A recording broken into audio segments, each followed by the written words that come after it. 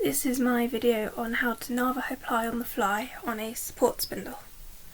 There are a few videos on YouTube about Navajo ply on the fly, but I didn't find any for support spindles and I had to do some experimenting to work out my method, and so I thought I'd share that.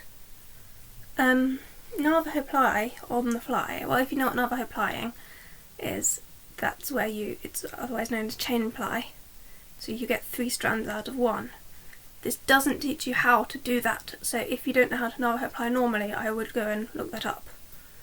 But on the fly, that means you first spin the single one way, and then you take the spindle and you chain ply it in the same step, on the same go. And so you end up just, by the time the spindle's full, it is completely done and plied and ready to wind off onto a niddy noddy or whatever. So I'm going to show you from part way through, so I've got a good start on it. It should be quite easy for you to work out how to begin it. If not, there are some other videos on there, as I said, and I'd look at that if this doesn't fill in all the gaps. So first off, the main bit of it is you spin the singles on a cop up here, a temporary one. Now I've already done most of that, so I'll just, the way you do that, it's normal spinning, it's clockwise. You spin the single and then wind it on the cop. And so now I've got a good amount there. You basically want to do the cop until it starts to overbalance the spindle. That's when you want to wind it off. So what you want to do is butterfly it off, wind it a couple of times on your pinky or something so it doesn't come undone. So butterfly the single off.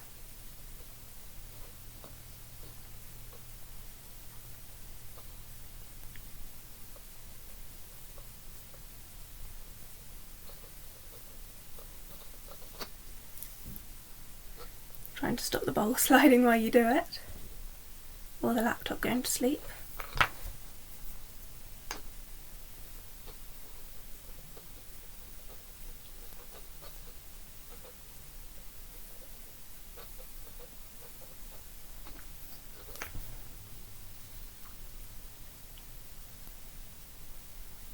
So I've got all the single off, and I'm going to unhook the loop from the end of the ply from underneath, which is where I put it.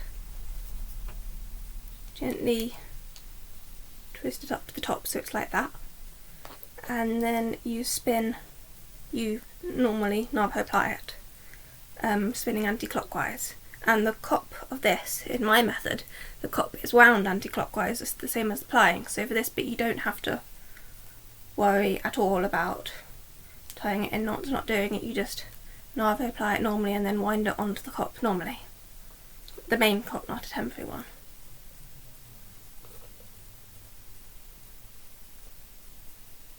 I will probably fast forward from this if I can work out how.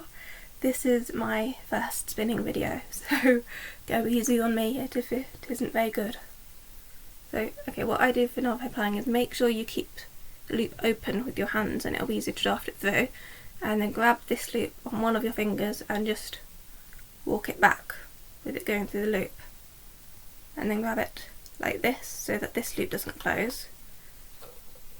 Not the end of the world if it does close, but you can always find it again, but it's easier just to keep it on your fingers so you don't have to look through it. And wind it on. So we're just winding this on to the bigger cop, as I said.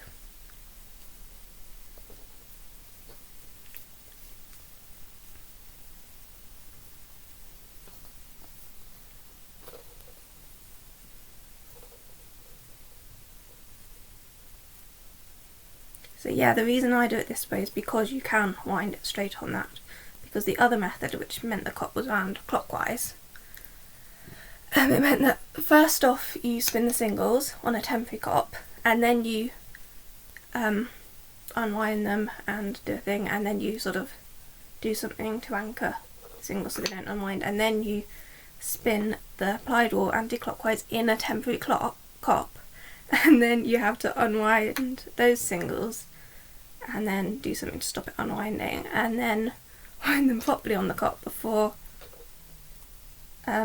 anchoring the loop and spinning the singles again. And that's a lot of steps, a lot of winding and unwinding. And this way you've only got to do one temporary cop once, and I would normally do a temporary cop anyway for singles on spinning to make it quicker.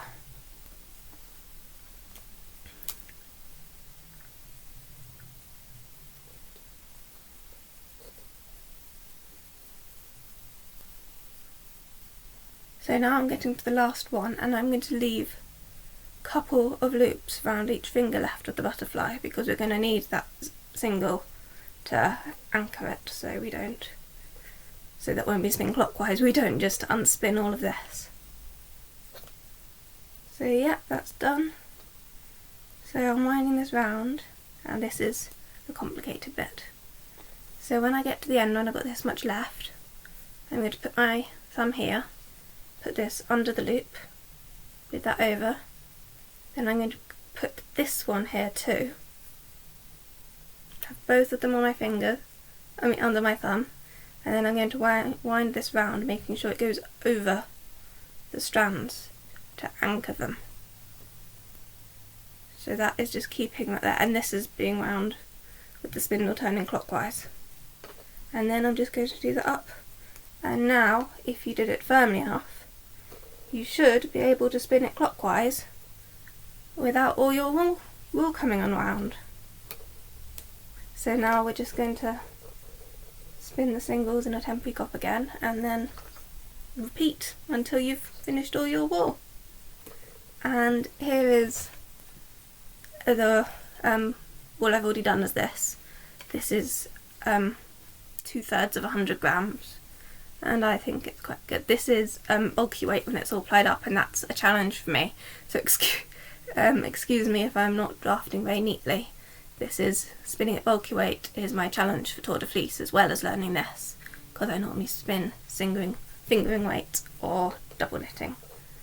So that's it basically. If you have any questions, feel free to ask. But if I didn't explain the Navajo Ply on the fly in general clearly enough, there are other videos for drop spindles and Turkish spindles. But the difference between this and Turkish, although they're both lower whorls, the Turkish one actually has, you can loop it around the edge to stop it unwinding, whereas with this there's nothing to stop it unwinding. So the first few times I did it, it all unravels when you start spinning in the opposite direction. I'm using a Turkish spindle, which I got from Kerry's Spindles on Etsy. I would recommend them. But any support spindle with a whorl will work. Don't think it would work on a Russian one, but if you want to do that, if it works, feel free to tell me, and good luck. But yeah, any spindle with a low whorl, this will work on.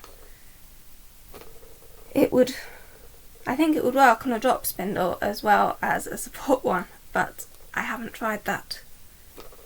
If you are going to try it, please get back to me and tell me how it went, and I'll be very interested to know. But that's it. Thank you for watching.